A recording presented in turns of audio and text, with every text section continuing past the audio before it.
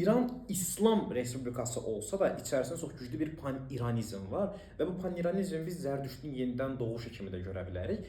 Və bununla bağlı 100 il öncə də bəzi yazılar yazılıb. Düşünün, yəni bu gün bizim gördüyümüz bu pan-İranizm 100 il öncə də var idi və Əli Böyük Hüseynzadə öz əsərlərində bunu göstərib.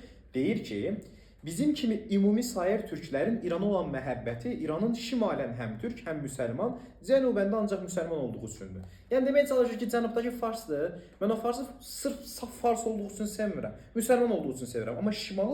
Amma şimali isə tam-tamına türkdür. Həm də müsəlman, ona görə sevirəm deyir. Yoxsa sadə farslıq üçün deyil. İran farsları ilə bərabər İslamın ümumi vücudunda bir üzv bulunduqsa bizim ona riayətimiz tamdır. Lakin farslar İranı özləri ilə bərabər vücudu İslamdan ayrı bir şey hesab etməyə və İslam məzhəblərinin heç birinə qənaət etməyərək yenidən Zərdüştü müqəddəsləşdirməyə və mədəniyyətini ehəyə qalxışdıqca bizim onlarla heç bir əlaqəmiz olamaz deyirlər. Yəni deməyə çalışırlar ki, bu pan-İranizm ənənəsinin yüksəldiyini göstərir əslində o dövrlərdə artıq başlayıb ki, biz İslamdan ayrıyıq, özümüzə məxsus qədimi mədəniyyətimiz var və onu yenidən diriltməliyik. Yəni bu ənənənin başlanğıcıdır. Və əgər bu baş verərsə biz türklərin, yəni Hüseynzadə onu deməyə çalışır, sizin farslarla bir əlaqəmiz qalmaz deyir. Yəni bizim ortaq bir kimliyimiz nə idi? Ortaq kimliyimiz İslam kimliyi idi. Artıq o İslam kimliyi sən ləğv edirsən fars. Sən deyirsən ki, mən İrani kimliyi üstə tuturam.